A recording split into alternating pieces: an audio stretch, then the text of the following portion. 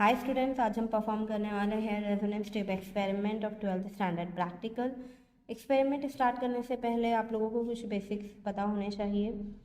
उसमें सबसे पहले आता है आपका रेजोनेंस। सो आइए एक एग्जांपल लेते हैं और उससे मैं आपको एक्सप्लेन करती हूँ कि रेजोनेंस होता क्या है। एक थ्रेड ले लो, ठीक है।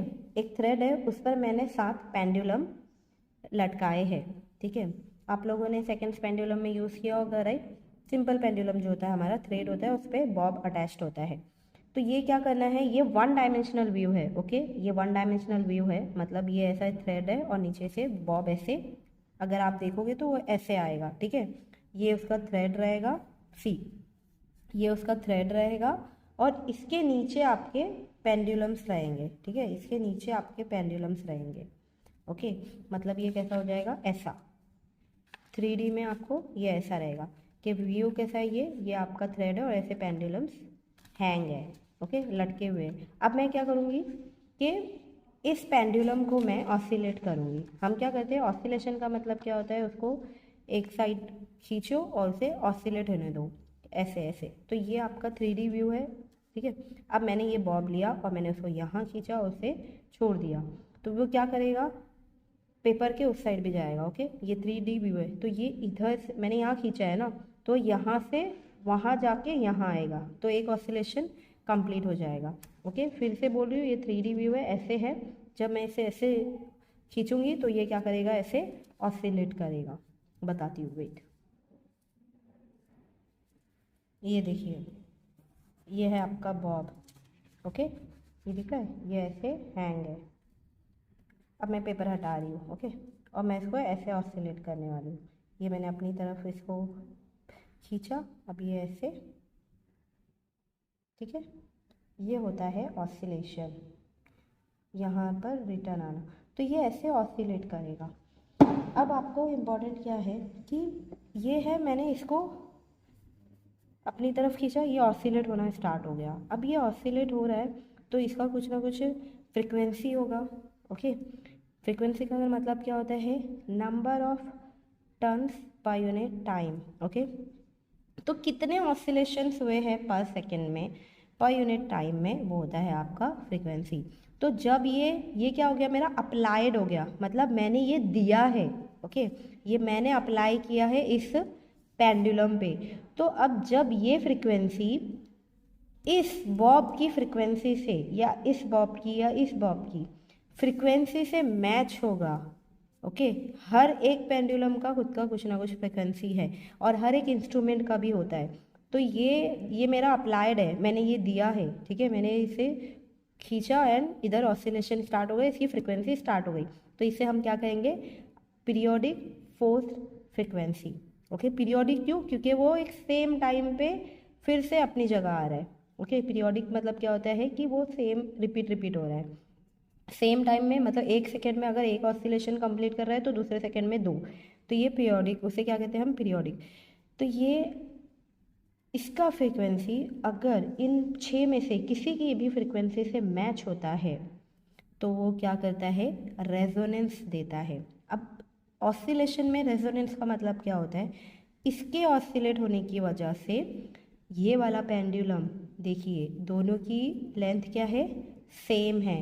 तो ये पेंडुलम क्या करेगा, इसके साथ ऑसिलेट होना स्टार्ट कर देगा। जबकि मैंने क्या किया है, इसको अप्लाई किया है, बट ये क्या कर रहा है, खुद भी ऑसिलेट होना स्टार्ट हो गया। क्यों, इसकी फ्रिक्वेंसी यहाँ पहुँची और ये थ्रेड क्या करने लगा, फ्रिक्वेंसी को पास किया, और जब इसके पास आया तो ये क्या किया, इसने इसके साथ मैच कर लिया और वो खुद भी ऑसिलेट होने लगा।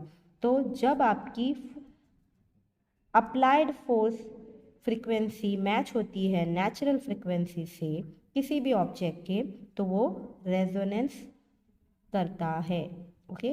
रेजोनेंस होता है वहाँ पर। ये था ऑसिलेशन के टर्म में, ओके। अगर मैं वॉइस की बात करूँ, साउंड की बात करूँ, तो क्या होता है कि जब इसका साउंड इस ऑब्जेक्ट के साउंड से मैच होगा तो वो नॉइस देगा, मतलब आपको एक आवाज़ आएगी, रैंडम आवाज़ आएगी, ठीक है। तो उसे हम क्या कहते हैं, रेजोनेंस। और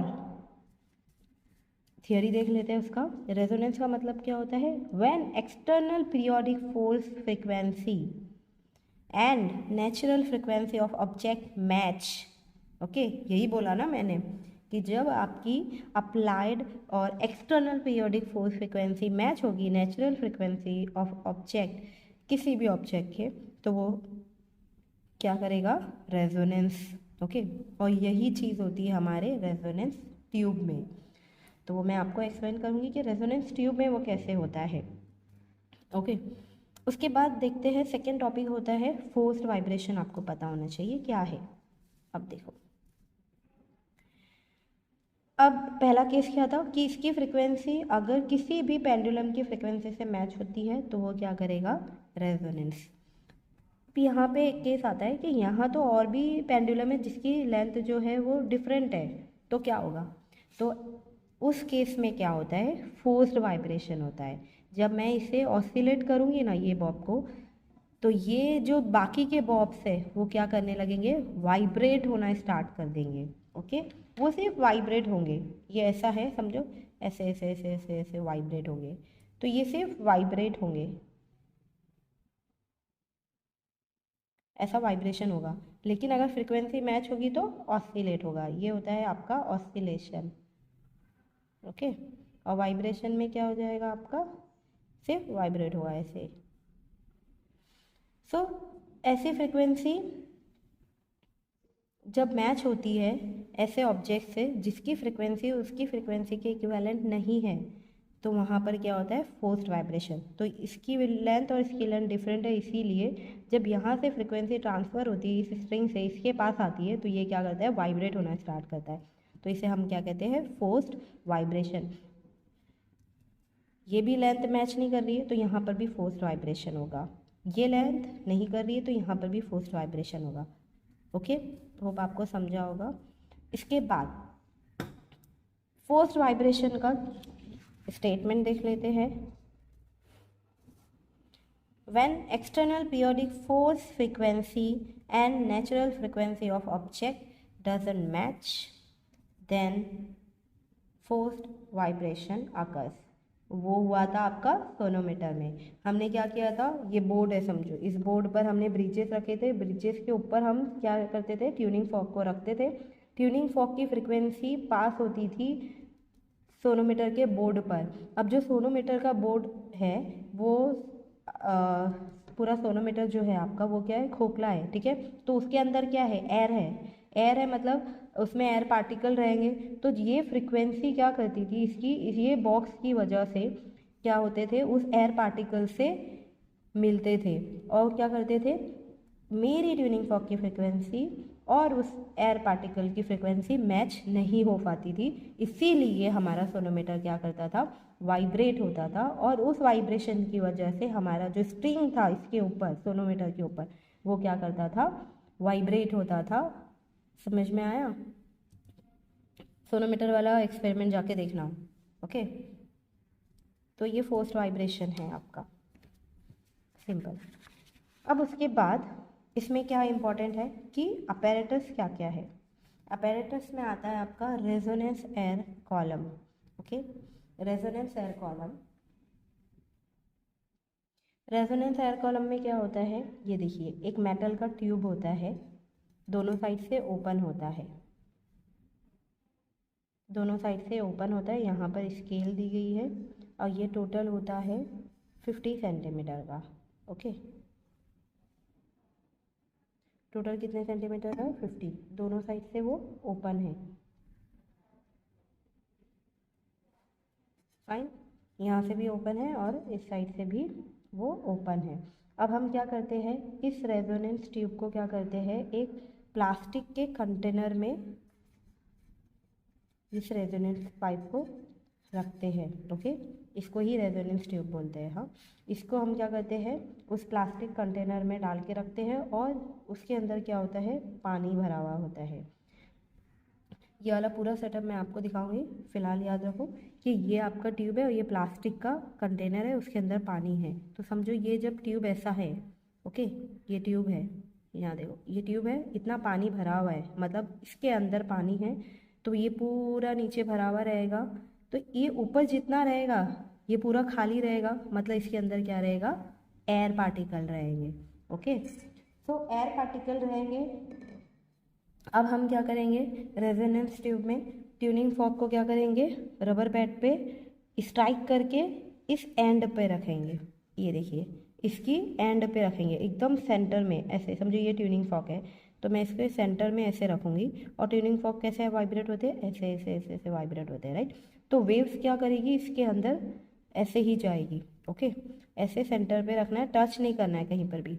तो इसके अंदर वेव्स जाएगी। वेव्स जाने के बाद क्या होता है, हमें जो एयर के पार्टिकल की वेव है और अपना जो हमने ट्यूनिंग फॉर्क से जो फ्रीक्वेंसी दी है, दोनों क्या करते हैं, सुपर इम्पोज होते हैं। सुपर इम्पोज होके आपको क्या देते हैं, स्टेशनरी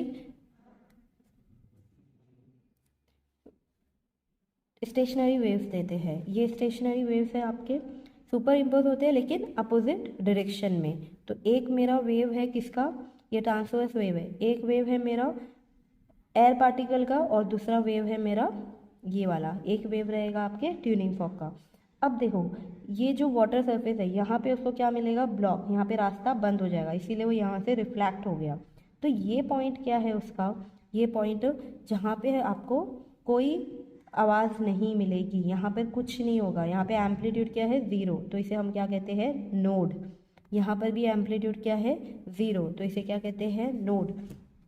लेकिन अगर आप सेंटर में देखो यहाँ पर, तो यहाँ पर क्या है, मैक्सिमम एम्पलीट्यूड, तो यहाँ पे क्या मिलेगा आपको, कुछ आवाज़ मिलेगी, ठीक है, कोई नॉइस क्रिएट होगा यहाँ पर, इसे क्या कहते हैं, एंटी नोड।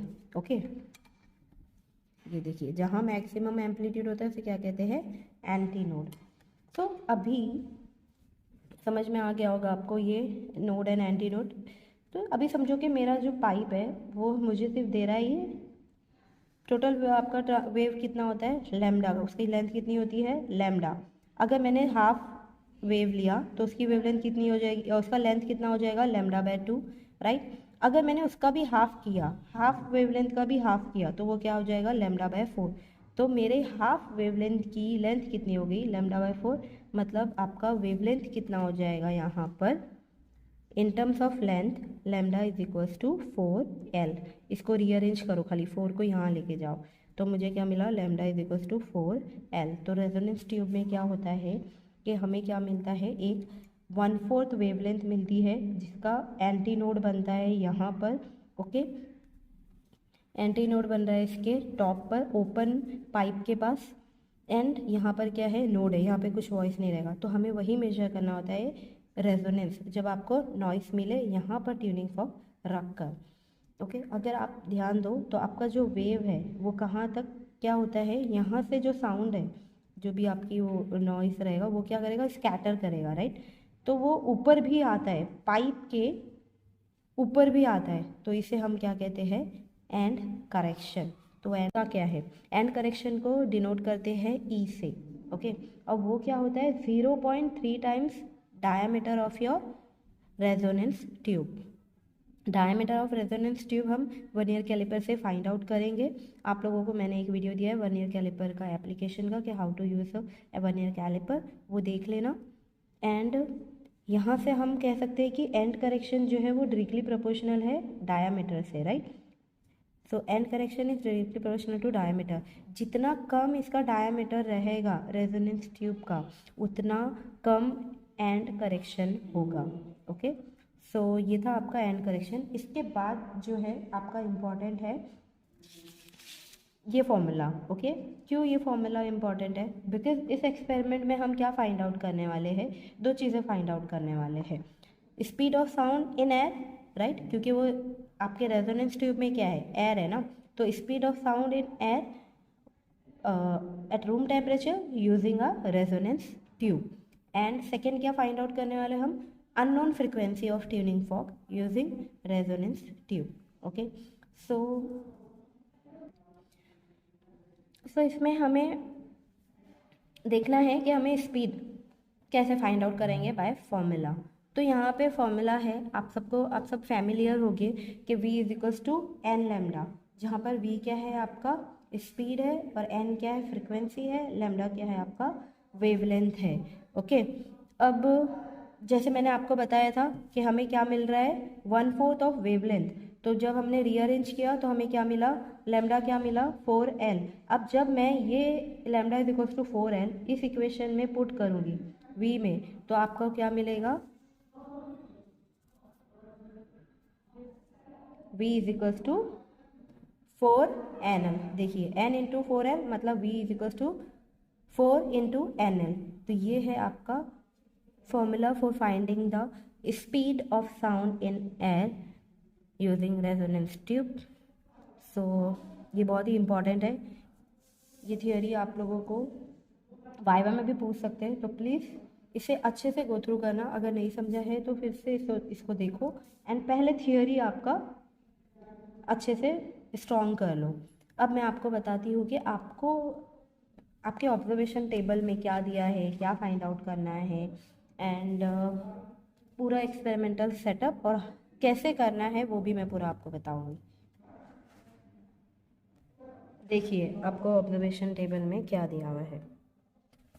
सबसे पहला ये वर्नियर कैलिपर का वीडियो जिसने भी नहीं देखा है वो देख लेना। Smallest division on main scale of the vernier calliper मैंने बताया था 0.1, ओके, 0.1 सेंटीमीटर। तो यहाँ क्या लिख देंगे हम, 0.1 centimetre, okay. Total number of division on vernier scale कितना था, 10।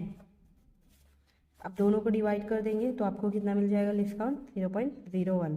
अब ज़ीरो एरर क्या होता है मैं वो आपको बताती हूँ। देखिए ये आपका वर्नियर कैलिपर है, ठीक है। अब जब आप इसे कम्प्लीटली क्लोज करते हो, देखो इसको रोल करके हमें कम्प्लीटली क्लोज करना होता है। अगर आपका वर्नियर डिवीजन, फर्स्ट डिवीजन जो है वर्नियर कैलिपर का, तो ये वर्नियर स्केल है आपका और ये आपका मेन स्केल होता है। तो वर्नियर स्केल का अगर फर्स्ट डिवीजन आप ओवरलैप नहीं हो रहा है आपके first division of your main scale, अभी हमारा फर्स्ट डिवीजन क्या है 0, यहाँ पे क्या है फर्स्ट, ठीक है। आप लोग ध्यान से देखोगे तो क्या हो रहा है, ये ओवरलैप हो रहा है, मतलब यहाँ पे क्या है मेरा एक भी ज़ीरो एरर नहीं है। लेकिन अगर समझो कि वो ऐसे होता, ठीक है, ऐसे होता मतलब ये क्या हो गया कि इसका ज़ीरो एरर है। तो अभी फ़िलहाल नहीं है तो हम क्या करेंगे, यहाँ पे लिख देंगे कि ज़ीरो एरर क्या है आपका 0, okay, 0 centimetre, done. After that and correction का फॉर्मूला मैंने आपको ऑलरेडी बताया है, क्या होता है 0.3 डायमीटर। तो अभी ये डायमीटर जो है वो कैसे फाइंड करना है, बाय यूजिंग वर्नियर कैलिपर। मैंने बताया आपको अपर जॉ यूज़ करेंगे वर्नियर कैलिपर का, अपर जॉ, ये अपर जॉ है, इसे हम यूज़ करेंगे इसका डायमीटर फाइंड आउट करने के लिए। ये देखिए ये है आपका रेजोनेंस ट्यूब, इसे इसके अंदर डालोगे, ठीक है, और कम्प्लीटली इसे रोल करके ओपन करेंगे, ये देखिए, ठीक है, ये रोल किया। अब देखते हैं इसका रीडिंग क्या आ रहा है, ये देखिए,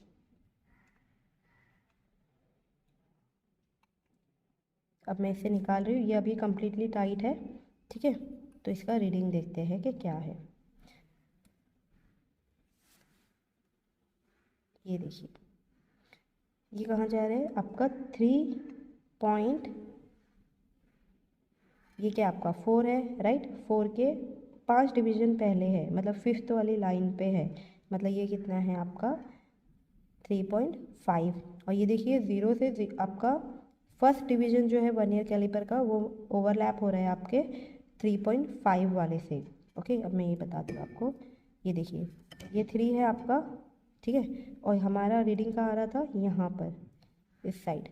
तो ये जब 3 वाला 3, ये क्या हो जाएगा 3.5, तो 3.5 का से हमारा ओवरलैप हो रहा है वर्नियर स्केल का फर्स्ट डिवीजन, इसीलिए इसका रीडिंग क्या हो जाएगा 3.5। तो आपको ये टेबल कंप्लीट करना होता है। मैंने बताया आपको कि वर्नियर कैलिपर से रीडिंग कैसे निकालते हैं, तो फिलहाल मैं यहाँ पर आपको करके नहीं बताऊँगी, आपको देखना है। मैंने एक ही रीडिंग बताया है, क्या है 3.5 सेंटीमीटर आपके मेरे रेजोनेंस ट्यूब के डायमीटर, ओके। तो अभी मैं आपको ये रीडिंग बताती हूँ फुल, ये देखिए 0.3 मल्टीप्लाई बाय 3.5। मैंने क्या किया, main scale reading vernier scale division 0 वाला हो रहा था, तो ये वाला कौन सा डिवीजन होता है, वो डिवीजन जो आपकी मेन स्केल रीडिंग से ओवरलैप हो रहा है, तो 0 वाला हो रहा था राइट। तो 0 0 0 मल्टीप्लाई बाय 0.01, तो आपको क्या मिलेगा 3.5 3.5, ऐसे हमें क्या हो जाएगा 3.5।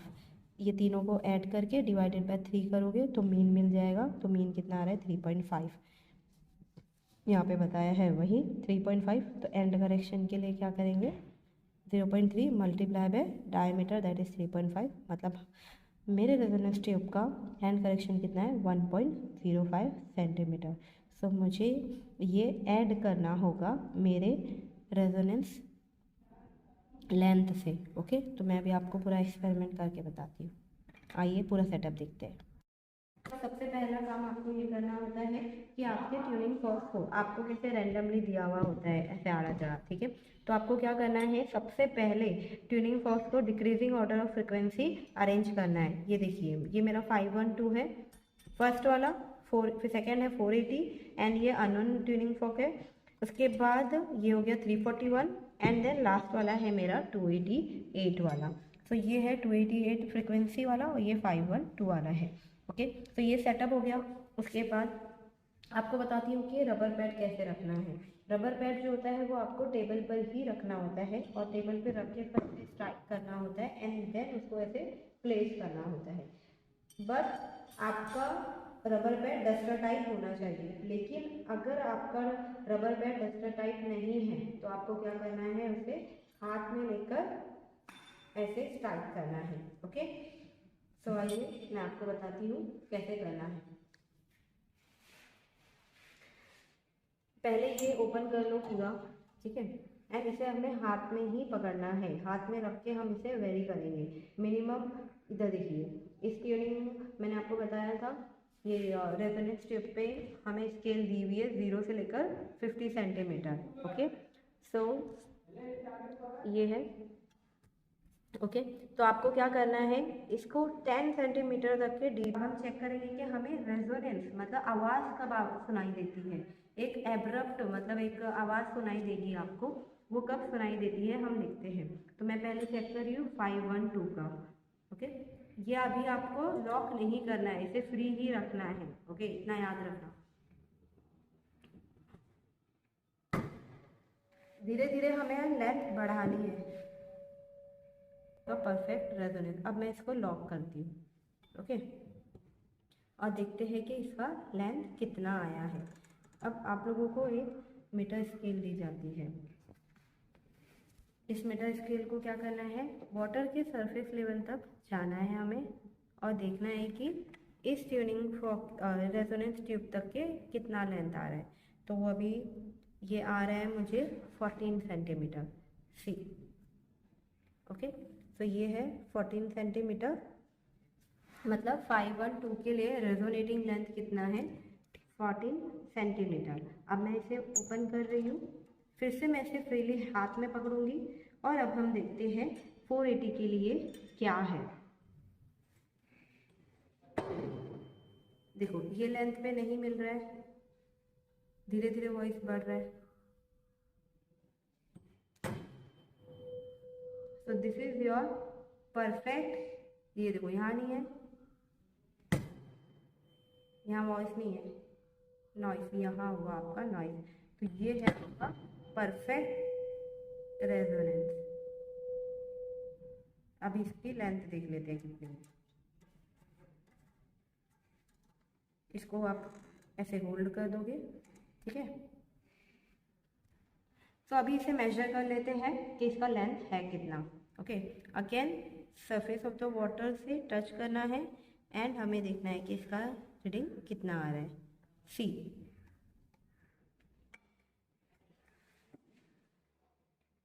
ये कितना है 16 सेंटीमीटर। ओके, सो 480 के लिए क्या मिला आपको 16 सेंटीमीटर। मतलब क्या हो गया, जैसे मैंने फ्रिक्वेंसी को डिक्रीज किया आपका लेंथ क्या हो गया, बढ़ गया। इसका मतलब क्या होता है, आपका जो रेजोनेटिंग ट्यूब है, रेजोनेंस ट्यूब है, वो भी कौन से प्रिंसिपल पर वर्क करता है, NL इक्वल्स टू कॉन्स्टेंट पर। जैसे आपका फ्रिक्वेंसी बढ़ेगा आपका लेंथ कम होगा, और अगर फ्रिक्वेंसी डिक्रीज होगा तो लेंथ क्या होगा, इंक्रीज होगा। तो इससे हमें पता चल गया 512 के लिए 14 था और 480 के लिए 16। जैसे डिक्रीज हुआ वैसे ही लेंथ इंक्रीज हो गया। तो बाकी के रीडिंग्स आप लोगों को लेने हैं, मैं आप लोगों को लेकर डायरेक्ट रीडिंग बताती हूँ। ओके, ऑब्जर्वेशन टेबल में सबसे पहले आपको क्या करना होता है, फ्रीक्वेंसीज को डिक्रीजिंग ऑर्डर में लिखना होता है। ओके, तो यहाँ पे ऑलरेडी लिख दिया और हमने दो रीडिंग निकाले थे 14 और 16, बाकी की मैंने आपको निकाल कर बताया है। अब अननोन के लिए मैंने आपको बोला था सब फ्रीक्वेंसीज को डिक्रीजिंग ऑर्डर में अरेंज करके रखना, ठीक है। अब देखिए आपका अननोन फ्रीक्वेंसी का जो ट्यूनिंग फॉर्क है वो कहाँ आ रहा है, सेकेंड वाले ट्यूनिंग फॉर्क के बाद और फोर्थ वाले से पहले।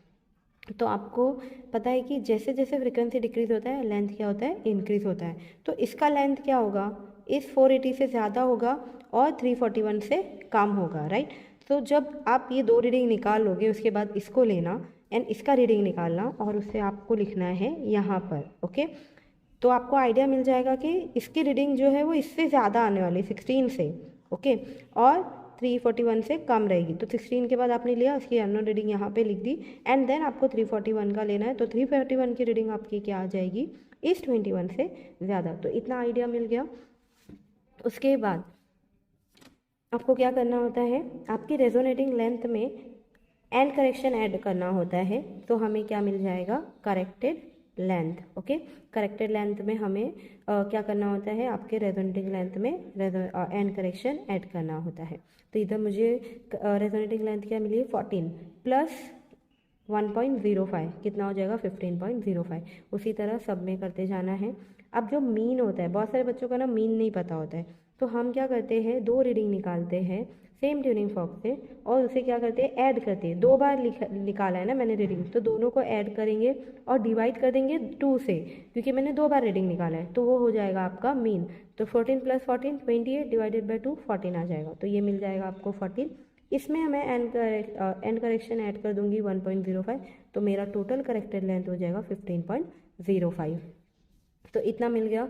अब 1/L निकालना है। अब 1/L के लिए क्या करोगे, बस 1/ आपका 15.05, तो आपको रीडिंग मिल जाएगा। सेकेंड वाले के लिए जो उसका रीडिंग रहेगा उसको 1/ करके ये वाला कॉलम हमें फाइंड आउट करना है।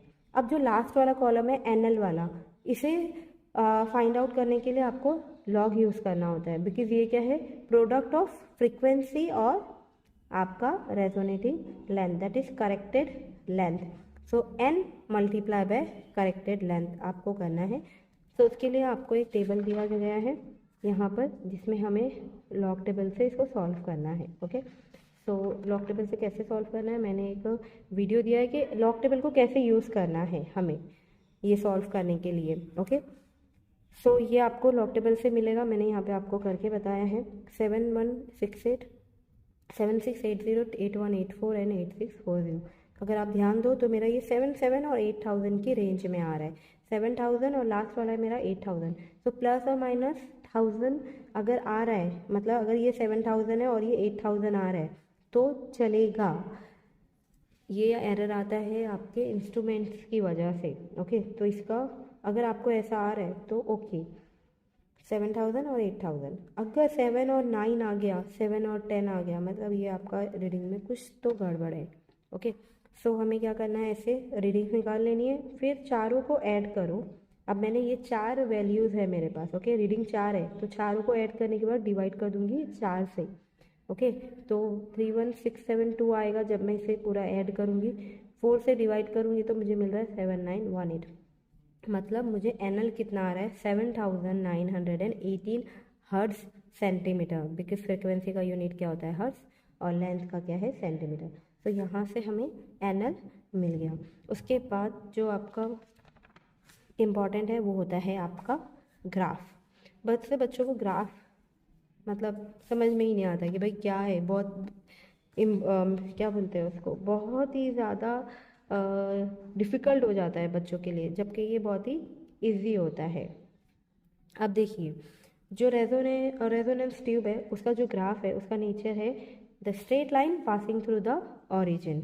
ओके, वाई एक्सिस पे आपको क्या लेना है, फ्रीक्वेंसी, एंड एक्स एक्सिस पे क्या लेना है, 1/L। हमारे पास रीडिंग है यहाँ पर 1/L और फ्रीक्वेंसी की। अब स्केल कैसे लेना है हमें, स्केल, अब देखो आपका जो 1/L है उसका रेंज पहले देख लो क्या है, 0.06 मेरा फर्स्ट रीडिंग है, और क्या है लास्ट क्या है मेरा 0.032। सो मुझे ऐसा रेंज चाहिए जो 0.3 और 0.6 को भी कवर करे। तो यहाँ पे मैं ले रही हूँ मेरा एक्स एक्सिस, देखो 0.66 है तो यहाँ पे 0.7 आ रहा है, तो मैं ले सकती हूँ 2 centimetre equals to, scale important होता है, 2 centimetre equals to 0.01 centimetre inverse. Okay, Y axis पे क्या हो जाएगा आपके पास 512 का फ्रिक्वेंसी लास्ट है। ओके, तो यहाँ पे अगर मैं 2 सेंटीमीटर ले रही हूँ तो भी मेरा 512 कवर हो जाएगा, इसीलिए वाई एक्सिस पे क्या हो जाएगा 2 सेंटीमीटर इक्वल्स टू 100 हर्ट्ज मैं ले सकती हूँ। तो ये हो गया आपका स्केल का। अभी आपको पॉइंट्स लेने हैं, तो मैं आपको 1-2 पॉइंट बताऊँगी, बाकी क्या आपको आना चाहिए लेने के लिए। अब देखिए 512 के लिए मुझे मेरे पास क्या है 1/L 0.06, 512 ये 500 है। ओके, और मेरा 12 आ जाएगा यहाँ पर आपके 2 सेंटीमीटर 100 हर्ट्ज के बराबर है, राइट। तो 2 सेंटीमीटर में कितने स्मॉल बॉक्स है 20, तो 20 बॉक्स जो है वो 100 के बराबर है, तो एक बॉक्स कितने के बराबर हो जाएगा मेरा 5 हर्ट्ज के बराबर हो जाएगा, राइट। सो यहाँ पर 500 के बाद मुझे कितने छोटे छोटे बॉक्स लेने होंगे कि मुझे 512 मिले, 2 बॉक्स 10 हो जाएगा उसके ऊपर थोड़ा सा। तो ये देखिए 512 के बाद ये है आपका 500, तो ये 502 के बाद यहाँ पर आ रहा है ये पॉइंट, ठीक है। तो ये है आपका 512 वाला। अब आपका लेंथ कितना है 0.066, तो ये है आपका 0.065, राइट। ये 0.06 है, 2 सेंटीमीटर जो है वो 0.01 के बराबर है, तो आपका 1 सेंटीमीटर कितने के बराबर हो जाएगा 0.005 के, तो ये हो जाएगा मेरा 0.065। उसके बाद एक बॉक्स आपका हो जाएगा यहाँ से, राइट। तो ये मुझे मिल गया वाई एक्सिस पे पॉइंट 512 यहाँ से, एंड यहाँ से आपका 0.066, तो ये हो गया आपका एक पॉइंट। सेकेंड वाला पॉइंट क्या है आपका 480, और लेंथ क्या है 1/L कितना है 0.058, तो हमारे पास क्या है 0.05, ये सेंटर में क्या आ जाएगा 5, 0.055, ये हो जाएगा 0.05575, राइट। यहाँ आ जाएगा आपका 0.075 0.058, ये हो गया आपका, ठीक है। फ्रीक्वेंसी क्या था 480, यहाँ 400 है, ये 450 हो जाएगा, बिकॉज 2 सेंटीमीटर जो है वो 100 के बराबर है, तो 1 सेंटीमीटर 50 हो जाएगा, तो ये 50 हो गया। तो 450 और मुझे क्या चाहिए था 480, 450 यहाँ पे 475 हो जाएगा। उसके ऊपर आपको क्या करना है एक बॉक्स लेना है, बिकॉज एक बॉक्स 5 हर्ट्ज के बराबर है। तो यहाँ से आपका ये पॉइंट यहाँ आएगा, कहाँ तक जाएगा वो, जहाँ पर आपका एक्स कोऑर्डिनेट मिल रहा है, तो मेरा एक्स कोऑर्डिनेट यहाँ मिलेगा, तो मैंने ये ड्रॉ कर दिया। तो यहाँ पर ऐसे ही आपको बाकी के पॉइंट्स भी लेने हैं। उसके बाद आपको निकालना होता है स्लोप। स्लोप क्या होता है y2 minus y1 divided by x2 minus x1।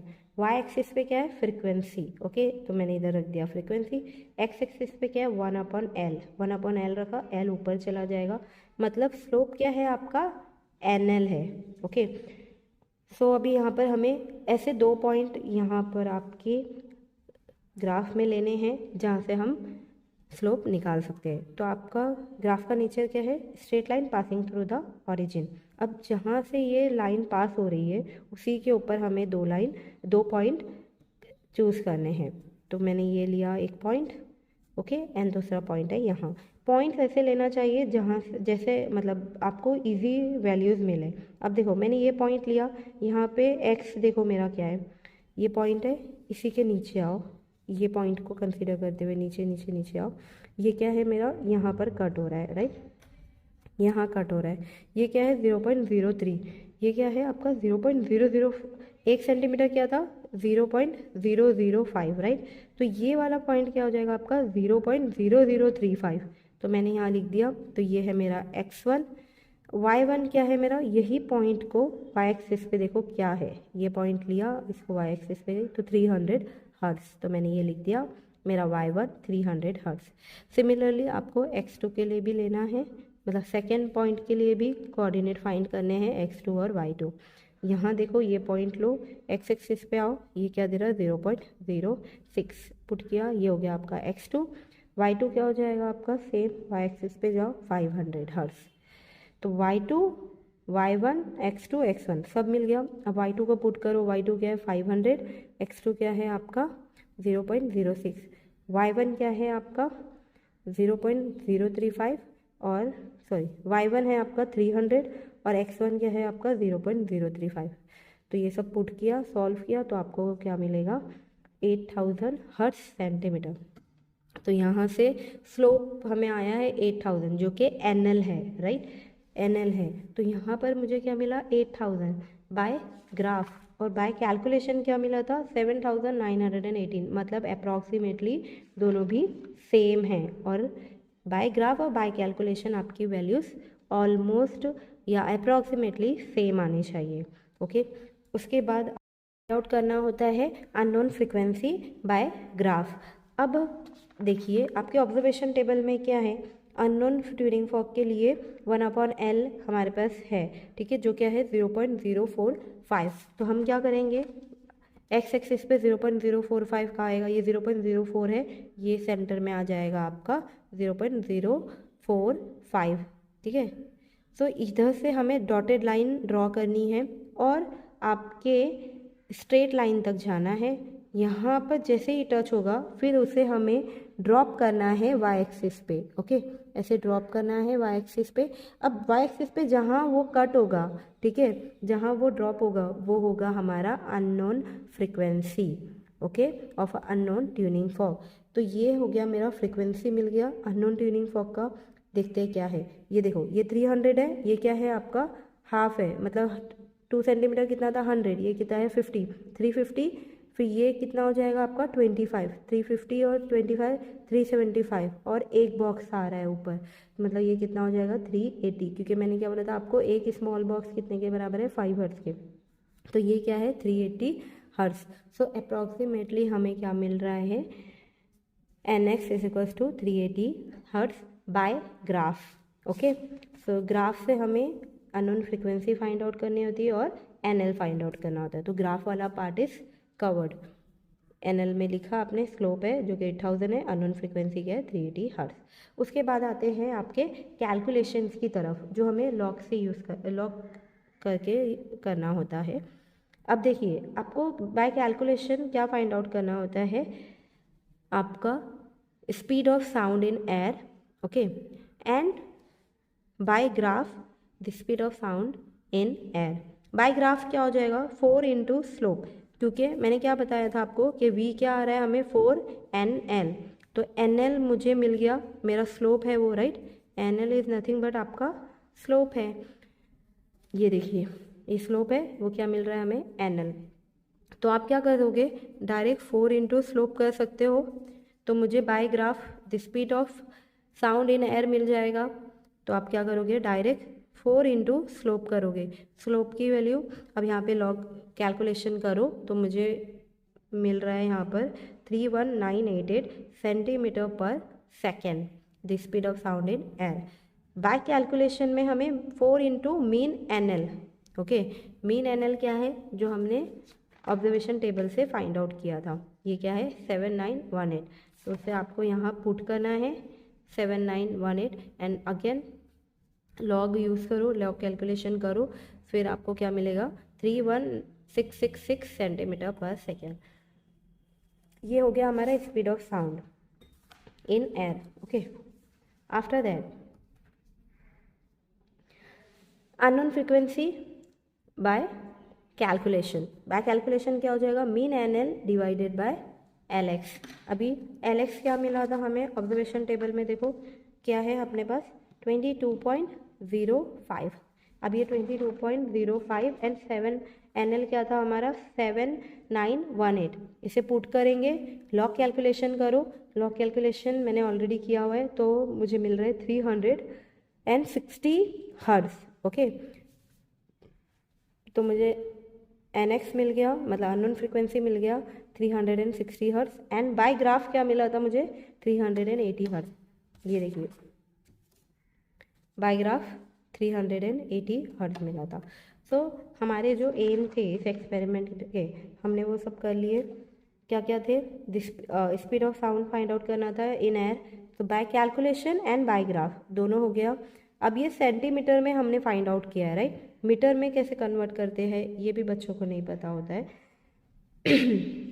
ये देखिए 1 सेंटीमीटर जो होता है वो होता है 10⁻² मीटर। ओके, अब आप क्या करो, सेंटीमीटर को हटाओ, 10⁻² मल्टीप्लाई करो, तो मेरे पास क्या है 31666। इसको मल्टीप्लाई कर देंगे, ये किस में सेंटीमीटर पर सेकेंड में है, राइट। तो 31666 इंटू 10⁻² मीटर पर सेकेंड कर देंगे। अब देखो -2 है, मतलब 1 2 के बाद पॉइंट आएगा, 316.66 मीटर पर सेकेंड। 316.66 मीटर पर सेकेंड बाय कैलकुलेशन। सिमिलरली इसके लिए भी करना है आपको। उसके बाद आपका NX बाय कैलकुलेशन जो भी रिजल्ट में पुट कर दो, जो जो हमने फाइंड आउट किया है, mean NL by calculation and by graph भी हमें मिला है ना 8000। ठीक है, तो ये सब पुट करने, तो आपका final calculation is also done.